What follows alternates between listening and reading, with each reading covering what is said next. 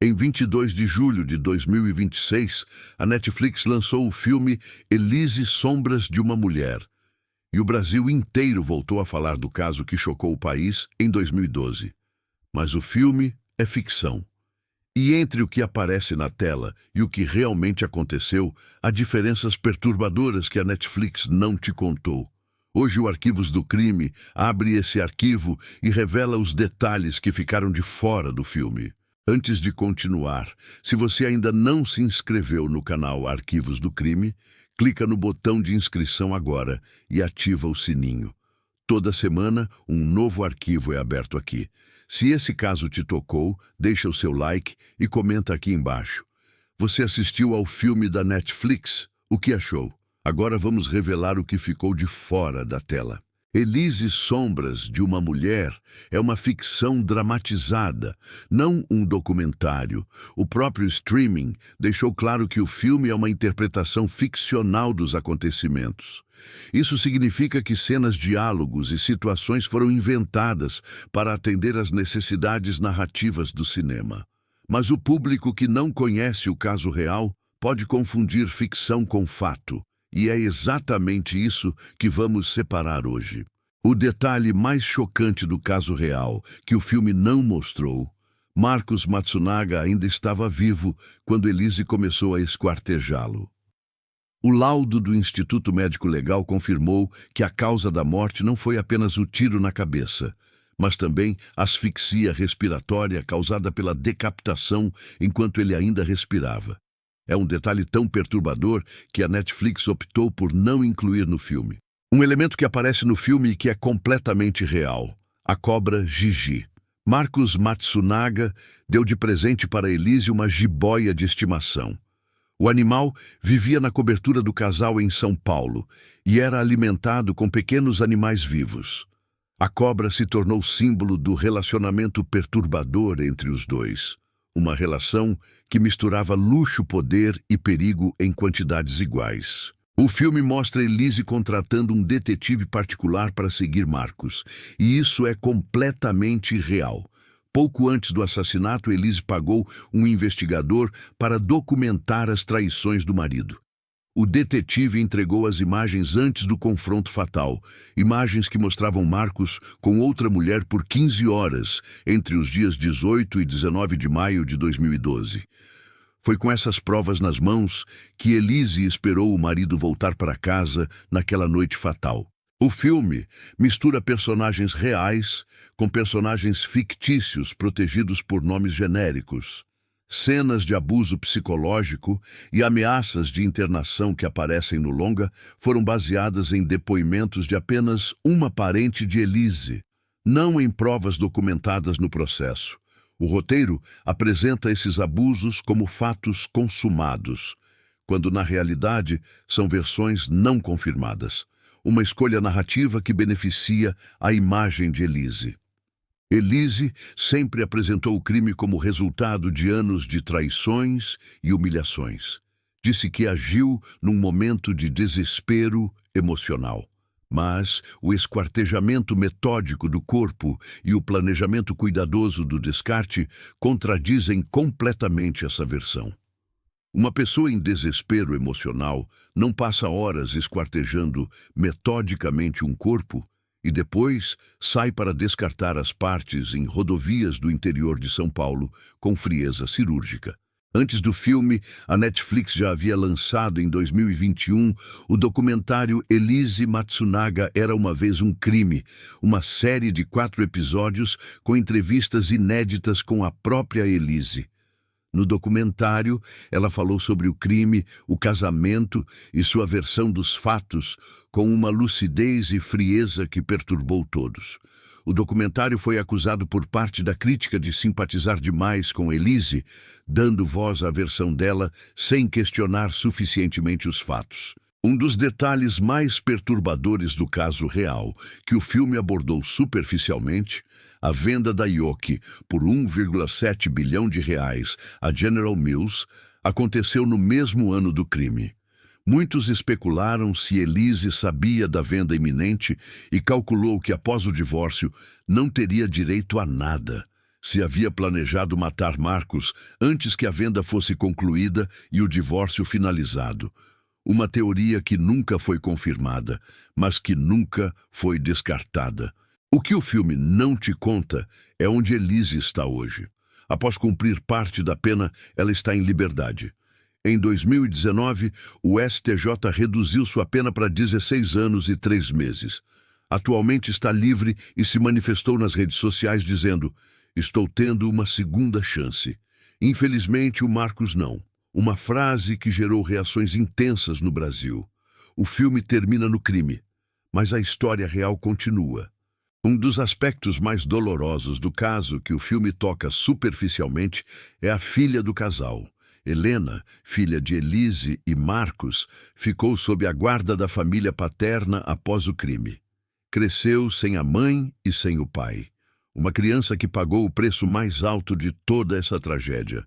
O filme humaniza Elise, mas quase esquece que há uma criança no meio de tudo isso. Uma criança que nunca pediu para nascer nessa família.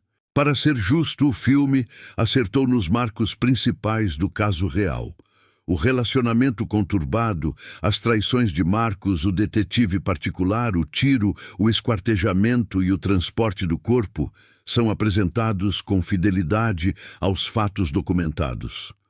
A Netflix foi honesta ao definir o longa como ficção, e Lorena Comparato entregou uma performance que captura a frieza e a complexidade de Elise de forma perturbadoramente eficaz.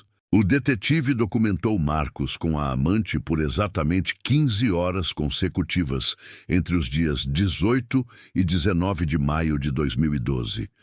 Enquanto isso, Elise estava no Paraná visitando a avó. Recebeu as fotos e os vídeos em tempo real. Antecipou a volta para São Paulo.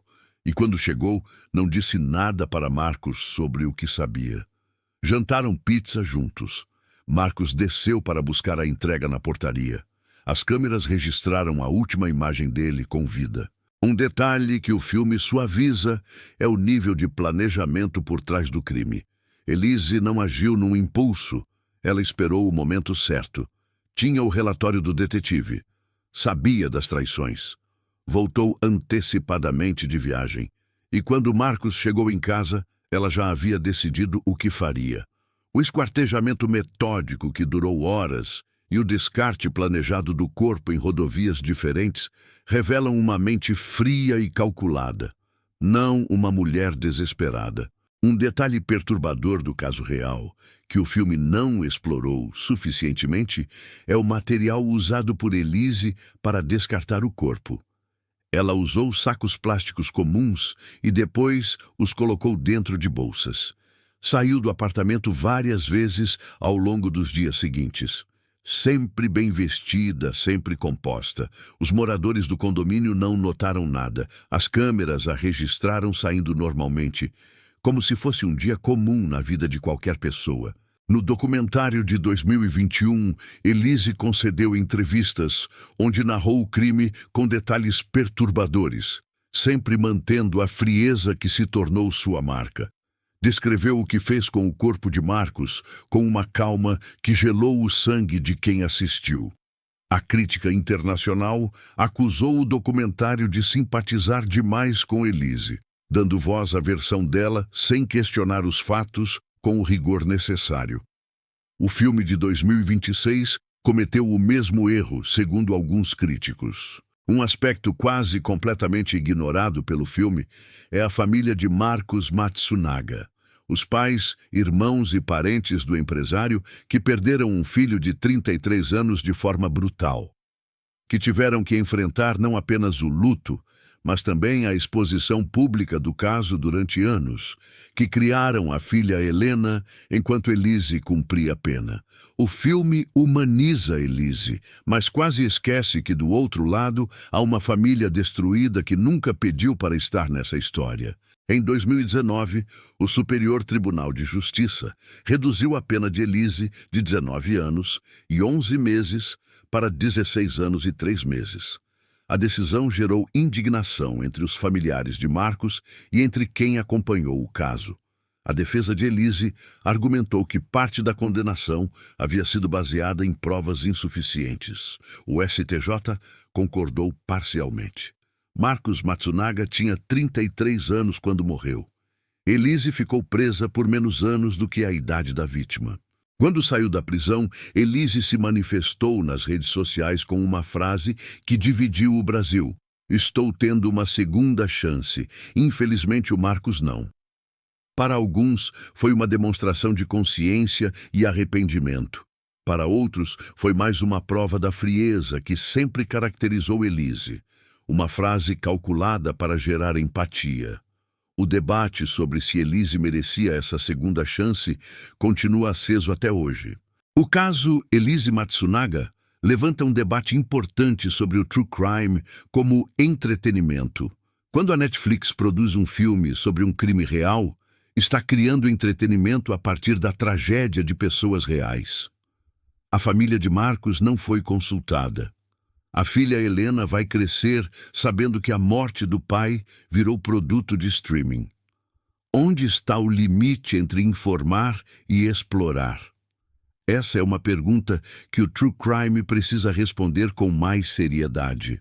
O caso Elise Matsunaga continua dividindo o Brasil 14 anos depois do crime.